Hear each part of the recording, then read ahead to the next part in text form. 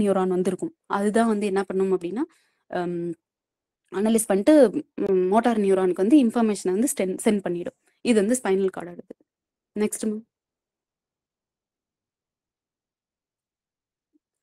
இதுல தெளிவா okay. Next வந்து generation and conduction of nerve impulse.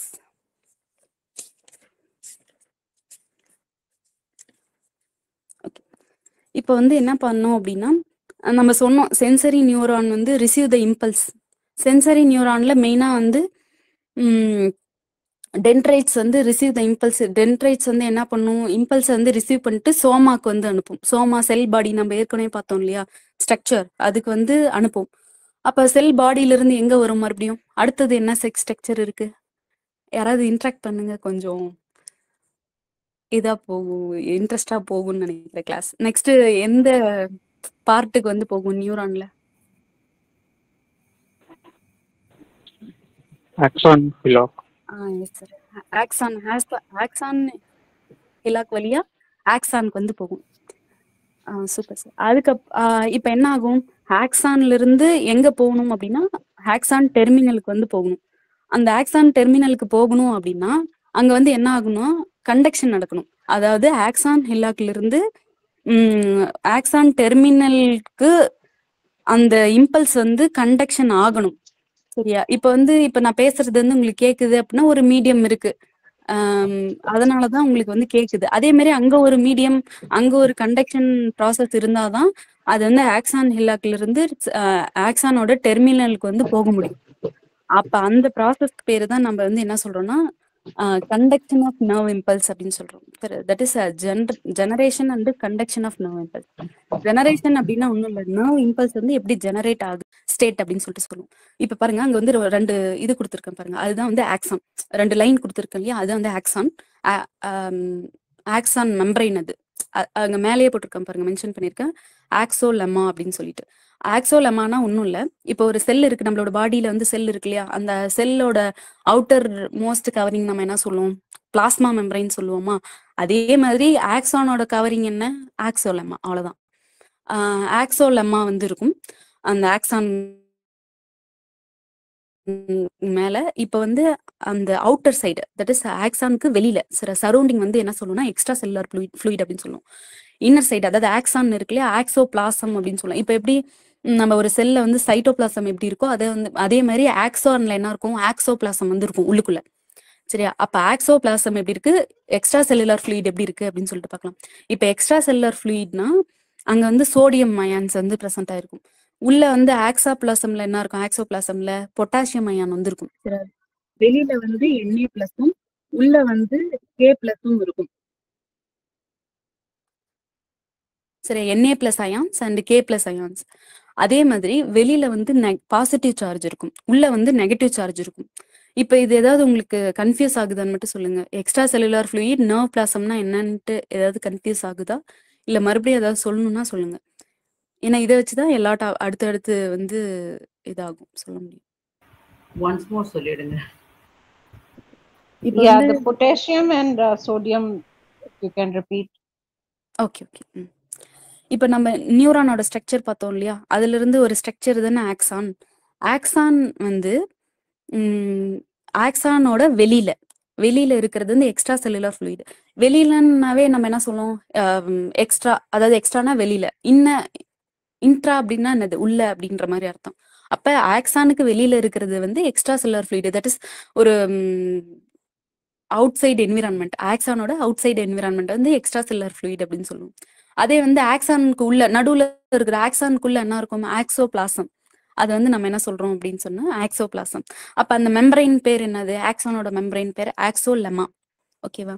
இப்போ ரெண்டு இங்க ஞாபகம் வச்சுக்கணும் என்ன அப்படின்னா electrical gradient and concentration gradient அப்படின்னு சொல்லிட்டு ரெண்டு இருக்கு. சரி, எலக்ட்ரிக்கல் கிராடியன்ட் அப்படின்னா ஒன்றும் இல்லை, அதாவது டிஃப்ரெண்ட் எலக்ட்ரிக்கல் சார்ஜஸ் வந்து ஒரு ஸ்ட்ரக்சர்ல இருக்கு அப்படின்னா அதான் வந்து எலக்ட்ரிக்கல் கிராடியன்ட் அப்படின்னு சொல்லுவாங்க. இப்போ என்னது, அவுட் சைட்ல எக்ஸ்ட்ரா செல்லர் ஃப்ளூயிட்ல என்ன சார்ஜஸ் இருக்கு, பாசிட்டிவ் சார்ஜ். இன்சைட்ல என்ன இருக்கு, நெகட்டிவ் சார்ஜ். சரி, இதான் வந்து எலக்ட்ரிக்கல் கிராடியன்ட் அப்படின்னு சொல்லுவாங்க. சரி, அதே வந்து கான்சன்ட்ரேஷன் கிராடியன்ட். கான்சன்ட்ரேஷன் கிராடியன்ட்னா என்னது? கான்சன்ட்ரேஷன் கிராடியன்ட் உங்களுக்கு தெரியும்னு நினைக்கிறேன். அதாவது molecules can move from higher concentration to the lower concentration. இப்போ ஒன்றும் இல்லை, ஒரு ஒரு தண்ணி வந்து ஒரு இடத்துல ஊத்துறோம்னு வச்சுக்கோங்களேன். ஹையர் ஒரு இடத்துல இருக்கு அப்படின்னா higher concentration to lower concentration தானே போகும். லோவர்ல இருந்து ஹையர் வராது இல்ல. அங்க எங்க தண்ணி அதிகமா இருக்கோ அங்கிருந்து தான் மத்த பிளேஸ்க்கு வந்து போகும். அதுதான் வந்து கான்சன்ட்ரேஷன் கிராடியன்ட். அதுதான் இப்போ எக்ஸாம்பிள் நான் சொல்லவா மேம்? சொல்லுங்க இப்போ சொல்லுங்க. பால் இருக்கு. பால் வந்து கட்டியா இருந்ததுன்னா அந்த பால்ல வந்து தண்ணி நீங்க வந்து போவாது. நீங்க ஒரு டிராப் ஊத்துனீங்கன்னா மேல இருந்து கீழே போவாது, நின்னுரும். இதுவே தண்ணியான பால்னா டிராவல் ஆகும். ஸோ அதான் ஹையர் கான்சன்ட்ரேஷன். தண்ணி அதிகமா சேரும் போது லோவர் கான்சன்ட்ரேஷன் ஆயிடுது. கரெக்டா மேம்? கரெக்ட் தான் சார். அதே மாதிரி அது மட்டும் இல்ல சார், எல்லா மாலிகூலுமே இப்போ வந்து எங்க இடத்துல ஒரு இடத்துல அதிகமா இருந்துச்சோ அது வந்து எங்க அடுத்தது வந்து கம்மியான இடத்த நோக்கி தானே போகும். இப்போ ஒரு ஏர் இருக்குன்னு வச்சுக்கோங்களேன், காத்து இருக்குன்னா இப்போ ஒரு வெற்றிடம் இருக்கு அப்படின்னா அது வந்து என்ன பண்ணும், அதை ஃபில் பண்ண தான் பார்க்கும். அப்ப higher concentration to the lower concentration வந்து போகும். அப்படி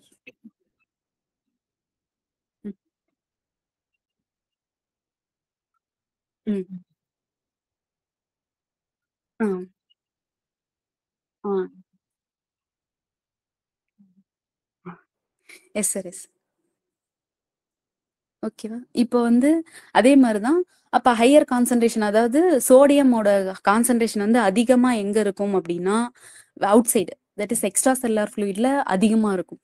இன்ட்ரா செல்லுலார் ஃப்ளூயிட்ல யார் அதிகமா இருப்பாங்கன்னா பொட்டாசியம் K+. ஓகேவா? இப்ப எலக்ட்ரிக்கல் கிராடியன்ட்னா என்னன்னு தெரியுதா? சார்ஜஸ், அதாவது எலக்ட்ரிக்கல் சார்ஜஸ். இதையும் அதையும் குழப்பிக்காதீங்க. Na+ இருக்கிறதுனால அங்க பிளஸ் இருக்கு அப்படிலாம் கிடையாது. அது வேற இது வேற. எலக்ட்ரிக்கல் சார்ஜஸ்னா பிளஸ் மேல வெளியில வந்து பாசிட்டிவ் சார்ஜ் வந்து அதிகமா இருக்கும், உள்ள வந்து நெகட்டிவ் சார்ஜ் இருக்கும். அதே மாதிரி கான்சன்ட்ரேஷன் கிராடியன்ட் அப்படின்னா சோடியம் அயன்ஸ், அது சரியா, சோடியம் அயான் வந்து அதிகமா இருக்கும் வெளியே, உள்ள வந்து பொட்டாசியம் அயன் அதிகமா இருக்கும். இதுதான் வந்து ஒரு பேசிக்கான ஒரு நியூரானோட ஆக்சான், தட் இஸ் இந்த ஆக்சானோட ஒரு ஸ்ட்ரக்சர். இப்ப பாருங்க, அதே தான் கீழே கொடுத்துருக்கேன். இப்ப என்ன ஆகும் அப்படின்னா ஒரு நர்வ் வந்து ஸ்டிமுலஸ் வாங்காத போது எப்படி இருக்கும் அப்படின்னா -70 மில்லி வோல்ட்ல வந்து இருக்கும். சரியா? அதே தான் மேல இருக்கிற மாதிரி வெளியில வந்து பாசிட்டிவ், உள்ள வந்து நெகட்டிவ். அதே மாதிரி வெளியில வந்து சோடியம் அண்ட் உள்ள வந்து பொட்டாசியம், இந்த மாதிரி இருக்கும். அடுத்த resting potential, that is polarised ஸ்டேட்ல இப்படி இருக்கும். நெக்ஸ்ட் வந்து ஆன் ரிசீவிங் ஸ்டிமுலஸ். இப்ப வந்து ஸ்டிமுலஸ் வந்து ரிசீவ் ஆகுதுன்னு வச்சுக்கோங்களேன். அப்ப என்ன ஆகும்? டீபோலரைஸ்டு. சரி, டீபோலரைஸ்டு அப்படின்னா ஆப்போசிட் டு த போலரைஸ்டு. சரி, போலரைஸ்டு ஸ்டேட்னா என்னன்னு பார்த்தோம்? Resting potential. அதாவது அங்க வந்து ரெஸ்டிங் ஸ்டேட்ல இருக்கு. இங்க வந்து என்ன ஆயிடுச்சு? ஆக்ஷன் பொட்டன்ஷியல், ஆக்ஷன் ஆயிடுச்சு. சரி, ஆக்ஷன் ஆக ஆரம்பிக்குது அப்படின்னு அர்த்தம். சரி, அந்த ரிசீவிங் ஸ்டிமுலஸ் அப்படின்னா அந்த அந்த பிக்சர் பாருங்க. ஸ்டிமுலஸ் வந்து ரிசீவ் ஆன உடனே என்ன ஆகும்? ஃபர்ஸ்ட் பாக்ஸ்ல போட்டிருக்கேன் பாருங்க. அந்த ஃபர்ஸ்ட் பாக்ஸ்ல ஏற்கனவே இருந்தது போட்டிருக்கேன். ஏற்கனவே என்ன இருக்கும்? வெளியில பிளஸ் இருக்கும், உள்ள வந்து மைனஸ் இருக்கும். ஆனா செகண்ட்ல பாருங்க, ஸ்டிமுலஸ் வந்து ரிசீவ் ஆன உடனே என்ன ஆகும் அப்படின்னு சொன்னா வெளியில வந்து மைனஸ், உள்ள வந்து பிளஸ் ஆகும். இது எதனால அப்படின்னு சொல்லிட்டு பார்த்தோம் அப்படின்னா பக்கத்துல பாருங்க சோடியம் சேனல் வந்து இருக்கும். சேனல்னா ஒன்றும் இல்லை, இப்போ sodium channel, potassium channel, sodium potassium channel, இதெல்லாம் ஒன்றும் இல்லை. இப்போ ஒரு செல் இருக்கு அப்படின்னு சொன்னா செல் வந்து communicate with extracellular environment and nearby cell, அந்த மாதிரி கம்யூனிகேட் பண்ணிக்கிறதுக்காக ஃபெசிலிட்டேட் பண்ணப்பட்டது தான் அந்த சேனல்ஸ். அதுல வந்து sodium channels and potassium channel, sodium potassium channel, calcium channel, அந்த மாதிரி எக்கச்சக்கமான சேனல்ஸ் இருக்கும். அதே மாதிரிதான் இங்க இருக்கிறதுல வந்து ஆக்சான்ல வந்து சோடியம் சேனல்ஸ் வந்து ஓப்பன் ஆகும். அப்ப சோடியம் சேனல் ஓப்பன் ஆனா சோடியம் என்ன ஆகும்? வெளியில இருந்து உள்ள வர ஆரம்பிச்சிடும். ஏன்னா அதான் கான்சன்ட்ரேஷன் கிராடியன்ட் பார்த்தோம் இல்லையா? ஏன்னா சோடியம் வந்து ரொம்ப அதிகமா இருக்கு உள்ள. இவ்வளவு நேரம் ரெஸ்டிங் பொட்டன்ஷியல் அப்போ சோடியம் சேனல் வந்து க்ளோஸ்டா இருக்கிறதுனால சோடியம் வந்து உள்ள வரல. இப்ப சோடியம் சேனல், அதாவது அட் ரிசீவிங் த ஸ்டிமுலஸ் என்ன ஆகும்? சோடியம் சேனல் ஓப்பன் ஆன உடனே இது சோடியம் வந்து என்ன ஆகும் அப்படின்னா வெளியில இருந்து உள்ள வர ஆரம்பிச்சிடும். சரி, ஏன்னா higher concentration to the lower concentration, உள்ள வந்து சோடியமே இருக்காது. அப்ப என்ன ஆகும்? வெளியில இருக்கிற சோடியம் எல்லாமே உள்ள வர ஆரம்பிச்சிடும். அப்ப என்ன ஆகும் அப்படின்னா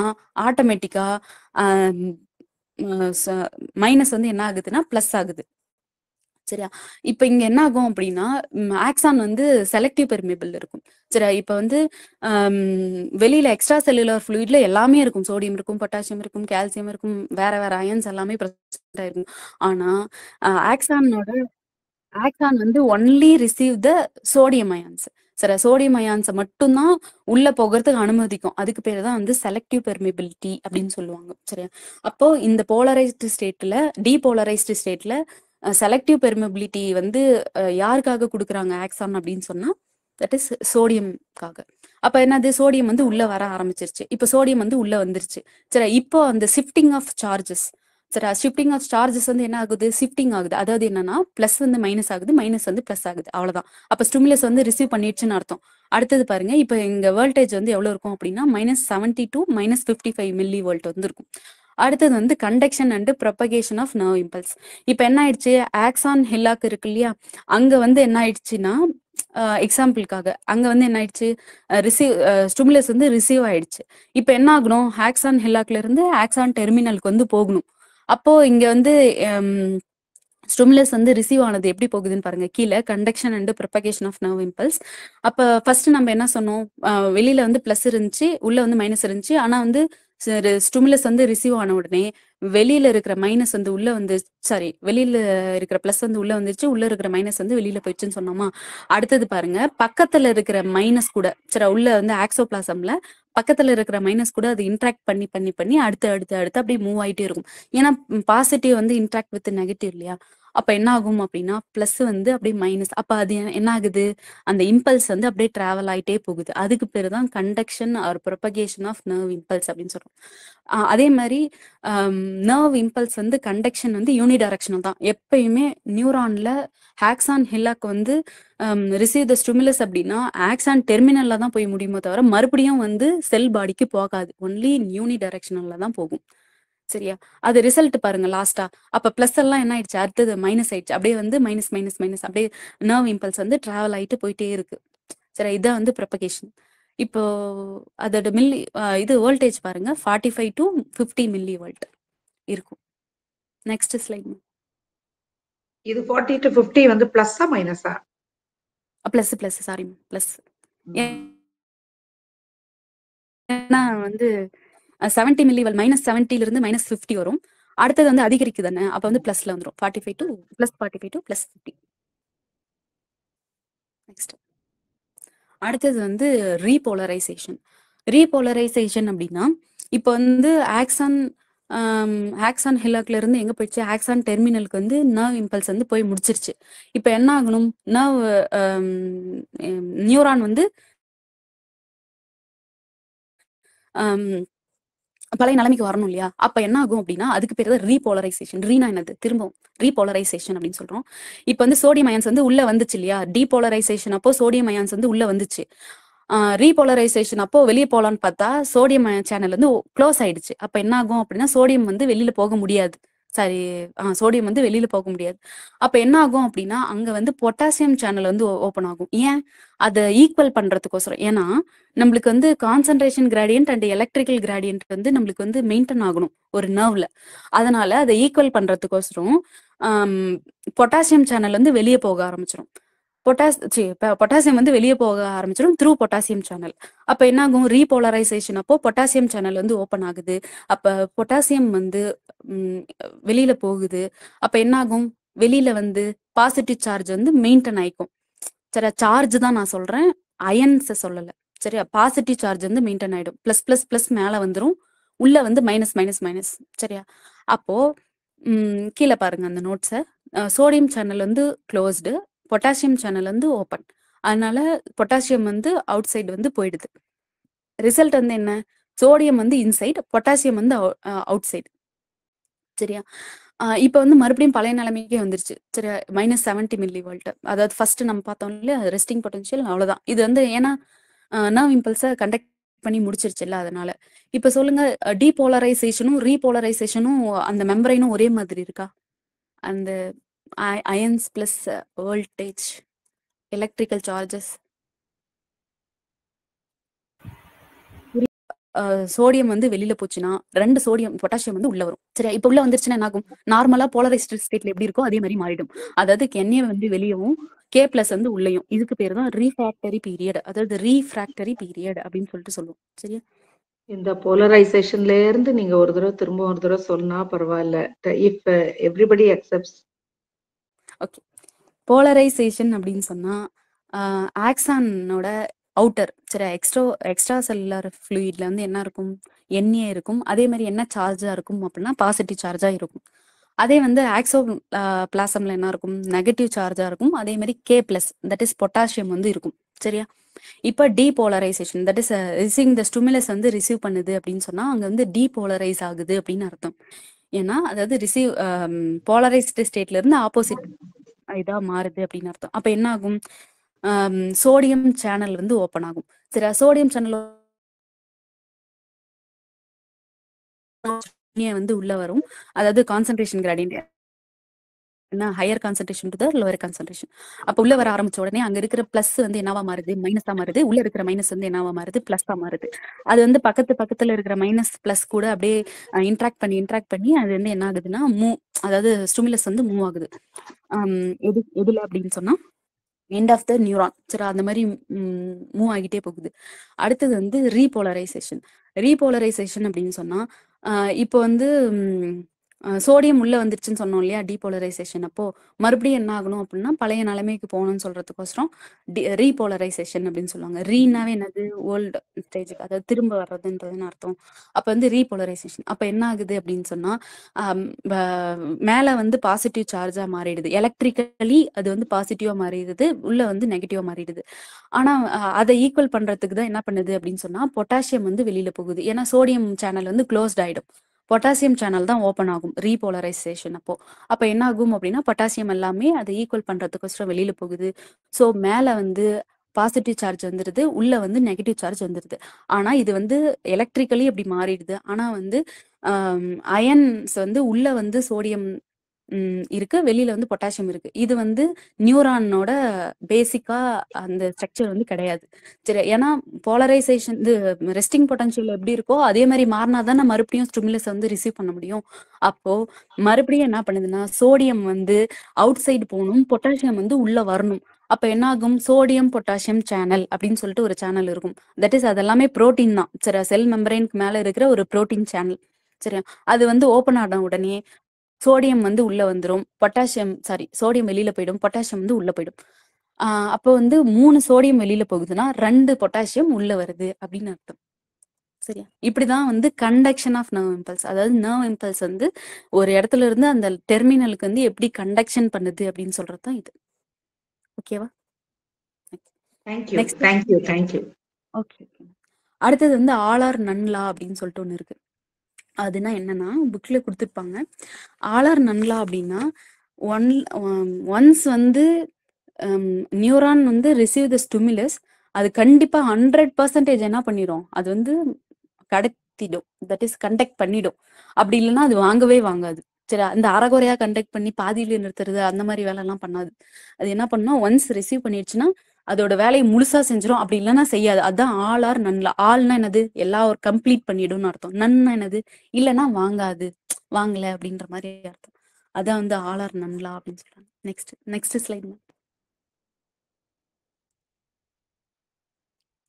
அடுத்தது வந்து பாருங்க. அதே மாதிரி இதுக்கு யாராவது ஆன்சர் சொல்லுங்க. இந்த கண்டக்ஷன் ஆஃப் நர்வ் இம்பல்ஸ் வந்து பார்த்தோம் இல்லையா? இப்போ அது வந்து எந்த டைப் ஆஃப் நியூரான்ல நடக்குதுன்னு யாரோ சொல்லுங்க. மைலினேட்டட் நியூரான் ஆர் நான் மைலினேட்டட் நியூரான்? மைலினேட்டட் இல்ல, அது நான் மைலினேட்டட் நியூரான்ல தான் நடக்கும். ஏன்னா இங்க பாருங்க, இந்த ஸ்லைட்ல பாருங்க, நான் மைலினேட்டட் நியூரான்ல தான் இந்த மாதிரி நடக்கும். சரி, மைலினேட்டட் வந்து பின்னாடி பார்க்கலாம். அது ஈஸியா தான் இருக்கும். சரி, இதுல பாருங்க, ஃபர்ஸ்ட் வந்து அதாவது ஸ்டிமுலஸ் வந்து வாங்கும்போது எப்படி இருக்குன்னு பாருங்க. டீபோலரைசேஷன் கிரீன் கலர்ல இருக்கு இல்லையா? அது வந்து என்ன பண்ணும்? பிளஸ். சரி, பிளஸ் அப்படியே வெளியில வந்து என்ன இருக்கும்? பிளஸ் இருக்குமா, அதை வந்து உள்ள வாங்கிக்கும். அடுத்தது அப்படியே அது மூவ் ஆக பாருங்க, அடுத்து பின்னாடி இருக்கிறது வந்து என்ன ஆகும்? ரீபோலரைசேஷன் ஸ்டேட்டுக்கு வந்து போயிடும். ஆனா அதுக்கு முன்னாடி இருக்கிறது வந்து என்னது? ரெஸ்டிங் ஸ்டேட்ல இருக்கும். சரி இப்ப வந்து அந்த டீபோலரைசேஷன் அப்படியே அந்த ஷிஃப்டிங் ஆஃப் சார்ஜஸ் வந்து அப்படியே ஷிஃப்ட் ஆக என்ன ஆகும் அப்படின்னு சொல்லும்போது அந்த டீபோலரைசேஷன் ஸ்டேட் வந்து அப்படியே மூவ் ஆகிட்டே, தட் இஸ் அந்த என்ன சொல்றது? இது வந்து மூவ் ஆகிட்டே போகும். அந்த இம்பல்ஸ் வந்து அந்த ஆக்சான் வழியா மூவ் ஆகிட்டே போகும். கரெக்டா வந்து next slide.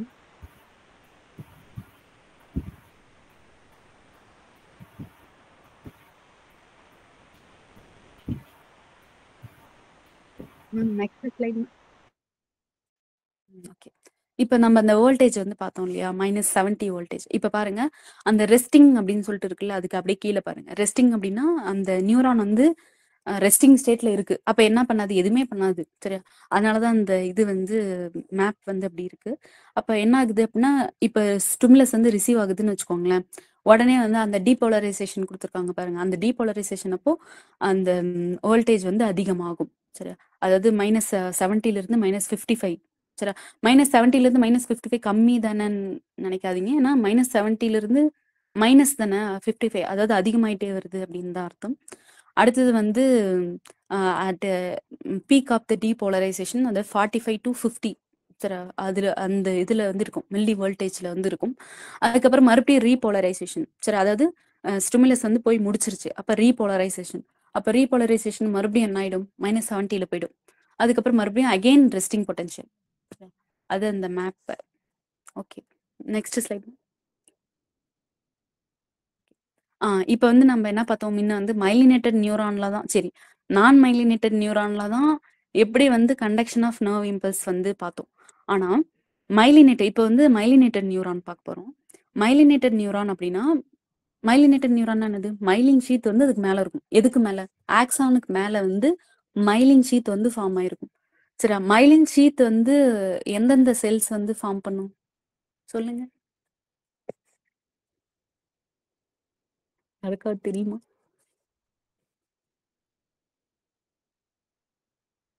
Okay, myelin sheath வந்து ஆக்சான் மேல எந்தெந்த செல்ஸ் வந்து மைலின் ஷீத்தை ஃபார்ம் பண்ணும் அப்படின்னா, சென்ட்ரல் நர்வஸ் சிஸ்டத்துல ஒலிகோடென்ட்ரோசைட் அண்ட் பெரிஃபரல் நர்வஸ் சிஸ்டத்துல ஸ்வான் செல்ஸ், அதுதான் வந்து மைலின் ஷீத்தை வந்து ஃபார்ம் பண்ணும் ஆக்சானுக்கு மேல.